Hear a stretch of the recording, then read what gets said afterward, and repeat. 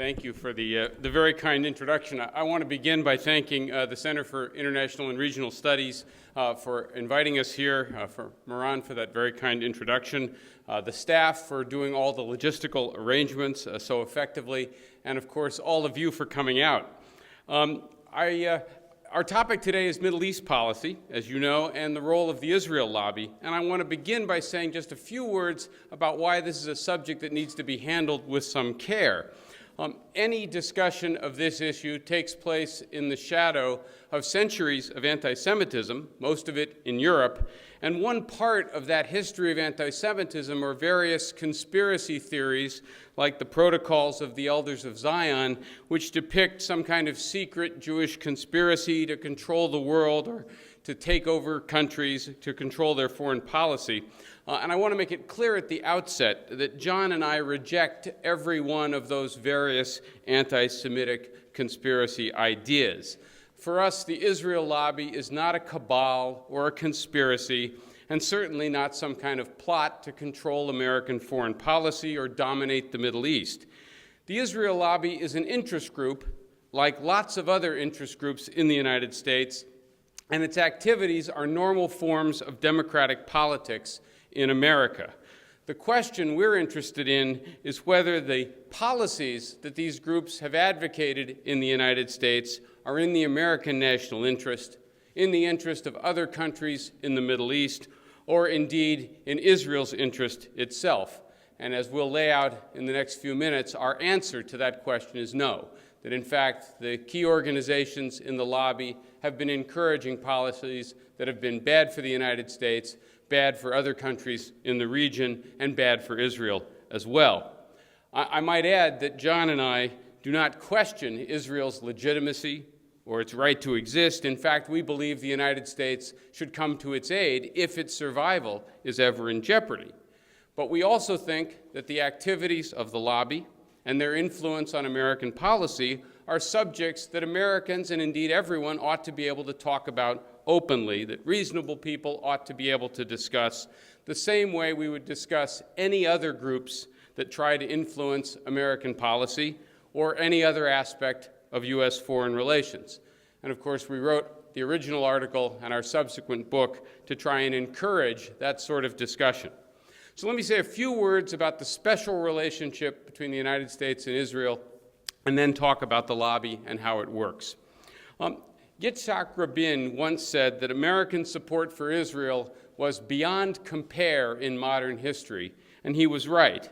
It's the largest recipient of U.S. economic and military aid, and it gets this aid even when it does things that the United States formally opposes, like building settlements in the occupied territories. Israel gets consistent diplomatic support from the United States, and it's rarely, if ever, criticized by American politicians, and certainly not by anyone who's running for high office in the United States. All you have to do is look at the current presidential campaign, where all the major candidates have been competing with each other to demonstrate that they, in fact, are Israel's best friend. Now, the question is why? Why do they do this, and why does the United States have this special relationship? Well, there are three answers you usually hear in the United States. The first answer is that Israel is a vital strategic asset for the United States. That may have been true during the Cold War, but the Cold War is now over. Today, it's hard to argue that giving Israel unconditional support is making the United States more popular around the world or making American citizens safer back at home. On balance, the special relationship is now a strategic liability for the United States. The second argument is that Israel is a democracy that shares American values. Yes, it's a vibrant democracy, but so are many other countries around the world, and none of them have the same kind of special relationship. None of them get so much help with so few strings attached. Plus, Israeli democracy and American democracy are not identical. Israel was founded as a Jewish state. Non-Jews are treated as second-class citizens there. By contrast, the United States is a liberal democracy where citizens of any race or religion are supposed to have equal rights. We don't say the United States is an Anglo-Saxon state. We don't say the United States is a Christian state. Plus, Israel's treatment of its Arab citizens, and especially its Palestinian subjects, is sharply at odds with U.S. values. So, yes, Israel's a democracy, but its values and our values are not identical. Nor is Israel's behavior significantly better than that of the Palestinians. Without going into the details here, it seems to me any reasonably fair-minded look at the history of this conflict shows that both sides have done many cruel things to each other, and neither side owns the moral high ground here. So you can't explain the special relationship by pointing to just shared democracy, shared values, or the argument that Israel's behavior is somehow better than everyone else's is. A third argument, finally, is that the American people are strongly pro-Israel, and that explains the special relationship, that politicians are just doing what the American people want.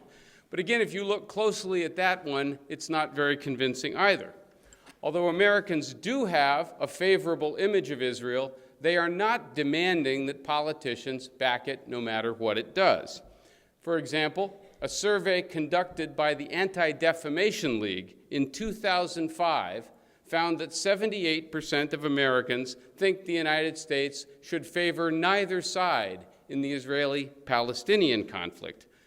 A poll in 2003 by the University of Maryland found that over 70% of politically active Americans favored cutting aid to Israel if it refused to settle the conflict.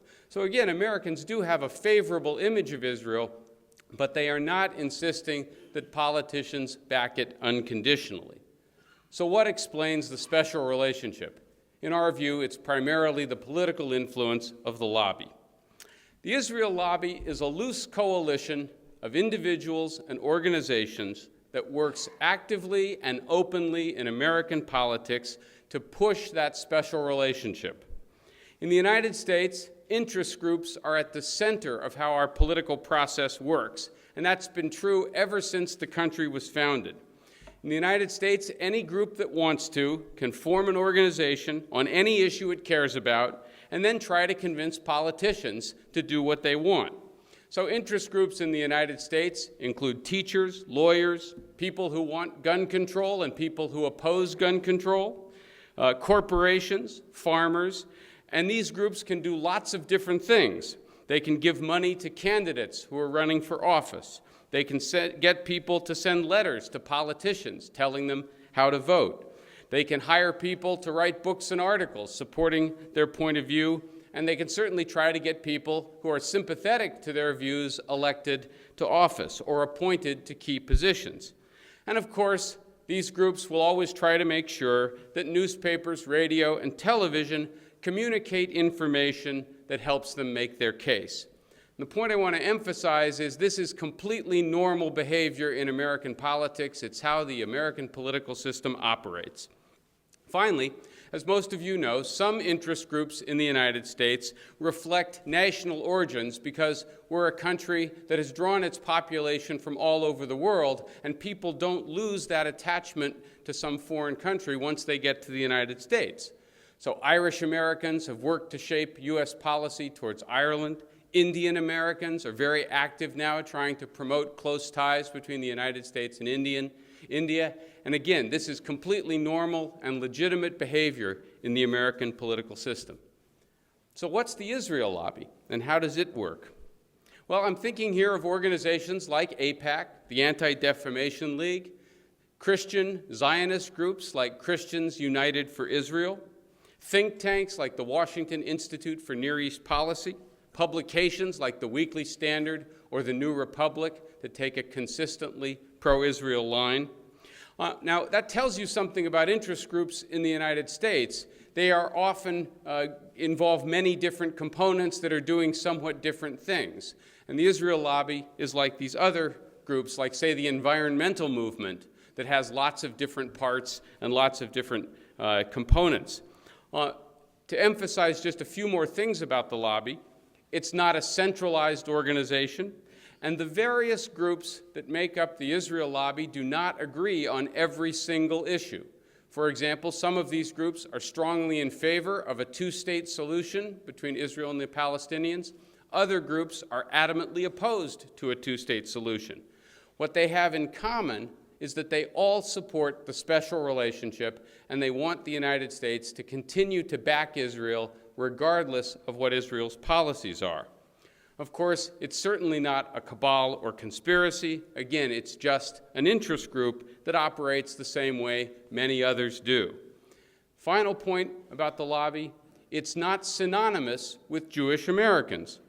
Surveys suggest that about 25 to 30% of Jewish Americans don't care very much about Israel one way or the other. Many other American Jews do not support the positions advocated by the most important groups in the lobby, and some of the groups that work to promote the special relationship, such as the so-called Christian Zionists, aren't Jewish. So the lobby is defined by its political agenda, that special relationship, not by ethnicity and not by religion. So how does it work? Well, as I've already suggested, in the United States, interest groups can do lots of different things, and even small groups that care a lot about a single issue can often wield disproportionate influence, because politicians can win their support by doing what these small groups want without necessarily losing anybody else's. And like other interest groups, the Israel Lobby works in two main ways. First, it works to get sympathetic people elected to office or appointed to key positions in the government, and once they're there, it tries to give them clear incentives to follow the policies the lobby supports. To take AIPAC for a moment, AIPAC is an organization with an annual budget of about $50 million. It's very active, especially on Capitol Hill, helping congressmen draft legislation, providing them with lots of information about Middle East affairs that reflects a pro-Israel point of view, providing them with talking points. It's highly professional, very effective, with a very energetic grassroots base. AIPAC, despite its name, is not a PAC. It's not a political action committee. In America, a PAC, or political action committee, is a fundraising organization that raises money to give to candidates for office. What AIPAC does is it solicits from each candidate for Congress a memo explaining what that person's views on the Middle East are. And then AIPAC gives its approval to the various political action committees that do exist, indicating which ones ought to get their support and which people ought to get opposed.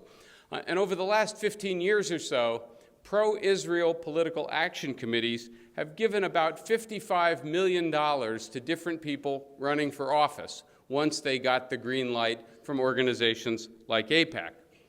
By comparison, Arab American political action committees gave about $800,000 over the same period. So it's $55 million on one side, $800,000 on the other, and you start to get an idea of why politicians are sensitive to what AIPAC thinks of them. The point is that anyone running for office in the United States, and certainly anyone running for president, understands that to be even remotely critical of Israel is going to make it a lot harder to get elected. And that is why Stephen Rosen, the former AIPAC official who's now under indictment for passing classified information to Israel, once put a napkin in front of a journalist from The New Yorker and said, in 24 hours, we could have the signatures of 70 senators on this napkin. Bill Clinton said AIPAC was better than anybody else lobbying in Washington, and Newt Gingrich called it the most effective general interest group across the entire planet. Former Congressman Lee Hamilton, who served in Congress for 34 years, said, there's no group that matches it. They're in a class by themselves. And former Senator Fritz Hollings said upon his retirement from the Senate, you can't have an Israel policy other than what AIPAC gives you around here. And that is why Israeli Prime Minister Ehud Olmert said in 2006, thank God we have AIPAC, the greatest supporter and friend we have in the whole world. And again, it's not just AIPAC, but it's also a number of other groups and individuals, including a subset of the Christian evangelical movement in the United States. So that's one strategy, playing the political game the way other groups do, but playing it very effectively. The second strategy is to try and shape public discourse in the United States so that Israel is viewed favorably by most Americans and so that people don't hear very much criticism of Israel. Mainstream media in the United States tends to be very pro-Israel, especially in its editorial commentary and in terms of op-ed columnists and pundits. If you compare commentary in the United States with either Europe or commentary in Israel itself, there's simply a much narrower range of views expressed in the American mainstream media. For example, if you look at columnists in major papers in the United States, there is simply no equivalent of Akiva Elder, Bradley Burston, Gideon Levy, or Amira Haas, all of whom write for Haaretz in Israel, and all of whom are often very critical of Israeli policy. My point is not that they are always right and that pro-Israel commentators are always wrong. My point is that voices like theirs are largely absent from mainstream media in the United States. But even so, some groups in the lobby monitor media coverage and organize boycotts and demonstrations against any news agencies that broadcast or publish anything critical of Israel. So to give you just two examples, when Jimmy Carter published his book, Palestine, Peace Not Apartheid, groups in the lobby took out ads in major newspapers which included the publisher's phone number and invited readers to call the publisher and complain about the publication of Carter's book. Similarly, in the fall of 2007, CNN broadcast a three-part series comparing Christian, Muslim, and Jewish fundamentalism. And the Conference of Presidents of major American Jewish organizations urged its members to take up the issue of that broadcast with any companies that had bought advertising time on CNN to help pay for it. The purpose here, of course, is to remind CNN not to do that again because it might have consequences for CNN's profits. Now, these efforts are not 100% successful, which means you do see some books, articles, and TV and radio programs that are critical of Israeli policy or critical of the special relationship. So it is not the case that the Israel lobby controls the media in the United States. But on balance, media coverage is heavily slanted in Israel's favor, and critical voices face an uphill battle to be heard. Finally, as most of you know, efforts to stifle criticism often include smearing critics by accusing them of being anti-Semitic. Martin Peretz, the editor of The New Republic, wrote that President Carter will, quote, go down in history as a Jew hater. Another pro-Israel newspaper wrote that Carter was sympathetic to Nazi-era war criminals. Similarly, when the nonpartisan, highly respected human rights group Human Rights Watch issued a report on Israel's behavior during the summer 2006 war in Lebanon, pointing out where Israel had violated the laws of war, its director, Kenneth Roth, was repeatedly smeared with the charge of being an anti-Semite, even though Roth is in fact Jewish and his father was a refugee from Nazi Germany. It's worth noting, by the way, that Human Rights Watch also condemned Hezbollah for its own violations of the laws of war. And as you might expect, accusations of anti-Semitism have been a common charge leveled at John and myself, even though there is not the slightest shred of evidence to support it. Of course, people are smeared in this way for several different reasons. First of all, it distracts people from the real issue, which is American policy. Second, it's meant to deter people from raising any critical voices, because who wants to be labeled with a loathsome charge like anti-Semitism? And finally, it seeks to discourage or marginalize people within the public arena, because after all, what politician would want to associate with anyone who'd been accused of being an anti-Semite, even if the charge is absurd and there's no basis for it? The bottom line, of course, is that there's very little serious debate about the U.S.-Israeli relationship or the activities of the lobby, even at a moment in time when it's obvious to virtually everyone that American Middle East policy has gone badly off track. And of course, you haven't seen much discussion of our broad Middle East policy during the current presidential campaign. One final point. The lobby's influence would not be a problem if the policies it was advocating made sense. It, in fact, would not be a problem at all to have a powerful Israel lobby if the policies it was trying to push were good for the United States, good for Israel, and good for other countries in the Middle East. So the real question is, are the policies that the lobby has been promoting for many years in the American national interest, or in the interests of our other friends in the region, or even, in fact, in Israel's interest as well? And as John will now explain, we think the answer to those questions is no. Thank you very much.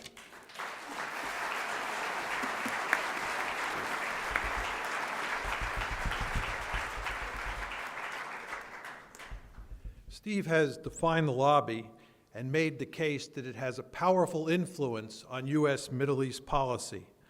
I will take his analysis a step further and examine its influence on the conflict between the Palestinians and Israel.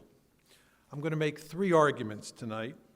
First, that the lobby is the main reason that the United States has favored Israel over the Palestinians, and the main reason that Washington has not been able to put meaningful pressure on Israel to stop building settlements and colonizing the occupied territories. Second, the policies that the lobby has promoted regarding the Israeli-Palestinian conflict are not in America's or Israel's national interest, and most certainly they're not in the Palestinians' interests. Third, there is little reason for optimism, at least in the foreseeable future. It has been the official policy of every American president since 1967 to oppose the building of settlements in the West Bank and Gaza.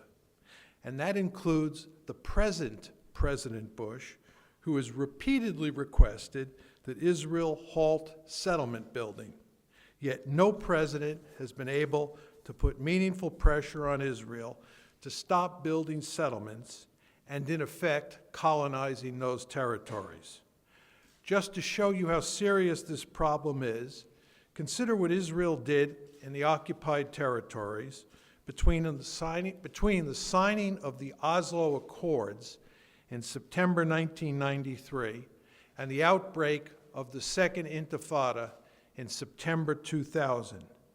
During that 7-year period, when the Clinton administration was committed to creating a Palestinian state and finally settling the Israeli-Palestinian conflict, Israel confiscated 40,000 acres of Palestinian land, built 250 miles of connector and bypass roads, doubled the number of settlers, and built 30 new settlements. President Clinton, like his predecessors and his successor, could not use America's considerable leverage to halt this building spree. In fact, the Clinton administration effectively supported Israel's actions in the occupied territories by protecting the Jewish state from criticism at the United Nations, giving it more foreign aid than any other country in the world, and giving it unconditionally. Of course, the reason that Clinton and other presidents, including President Bush, have been unable to put pressure on Israel to stop building settlements is the lobby. As Israeli journalist Akiva Elder noted in a recent television interview in the United States, quote, "The administration doesn't want to use its leverage because the administration doesn't want to confront the political lobby. You can say this about this administration when it comes to the Arab-Israeli conflict. It's purely domestic. Israel is not part of American foreign policy. Israel is a domestic policy." Nevertheless, Israel's policies in the occupied territories are not in America's national interest, which is why every president since Lyndon Johnson has opposed the settlements. To be more specific, There is an abundance of survey data and anecdotal evidence which shows that U.S. support for Israel's brutal treatment of the Palestinians in Gaza and the West Bank, and U.S. support for Israel's efforts to colonize those territories, angers, if not enrages, huge numbers of people in the Arab and Islamic world. Not surprisingly, that anger helps fuel terrorism against the United States. Let me emphasize that Steve and I are not saying that America's support for Israel's policy toward the Palestinians is the only cause of our terrorism problem. We are simply saying that it is a major cause. Specifically, it motivates some individuals to attack the United States. It serves as a powerful recruitment tool for terrorist organizations, and it generates sympathy and support for terrorists among a huge number of people in the Arab world. A critically important question when talking about America's terrorism problem is the matter of how U.S. support for Israel's harsh treatment of the Palestinians relates to what happened on September 11th. It is commonplace to hear Israel's supporters in the United States say that, number one, Osama bin Laden did not care much about the Palestinians until recently, and he only cares now because it's an effective recruiting device. Number two, the events on 9/11 had nothing to do with Israel. And three, those involved in the attack hated us because of who we are, not because of our Middle East policies. These claims, however, are simply not true. It is clear from the historical record that bin Laden has been deeply concerned about the plight of the Palestinians since he was a young man. That concern was reflected in his public statements throughout the 1990s, long before September 11th. Consider what Max Rodenbeck, the Middle East correspondent for The Economist, wrote in a review of 2 books about bin Laden, one of which was a compilation of his speeches. Quoting Rodenbeck, "Of all the themes, the notion of payback for injustices suffered by the Palestinians is perhaps the most powerfully recurrent in bin Laden's speeches." Regarding the actual attack on September 11th, we know from the work of the 9/11 Commission that U.S. support for Israel was a major cause of those attacks. It was not the only cause for sure, but it was a key cause. For example, the 9/11 Commission reports that bin Laden wanted to make sure that the attackers struck Congress because it is the most important source of support for Israel in the United States.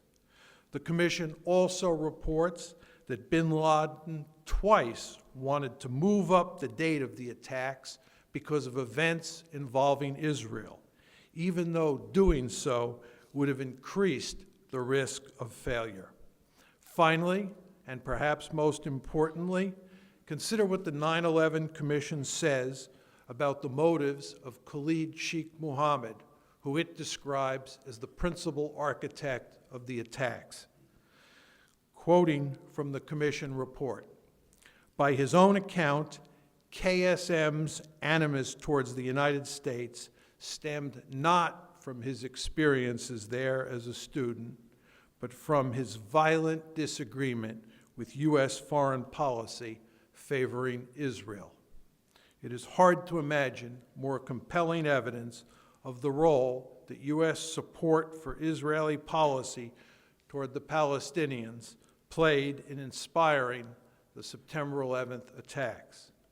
In short, the special relationship between Jerusalem and Washington is helping to fuel America's terrorism problem, not solve it. Let's now consider where Israel's policies in the occupied territories are likely to lead. As things now stand, it is hard to see how there can be a meaningful two-state solution. The root of the problem is that the Israelis control huge portions of the West Bank, and they show little interest in giving that land to the Palestinians. To be more specific, there is little public support, not to mention elite support in Israel, for the famous Clinton parameters of December 2000, which are the only realistic basis for creating a viable Palestinian state. And there is little reason to think that this situation is going to change anytime soon. The United States is certainly not going to put pressure on Israel to leave the West Bank, and Israel is likely to continue building roads and settlements on the West Bank while the United States continues to support it unconditionally.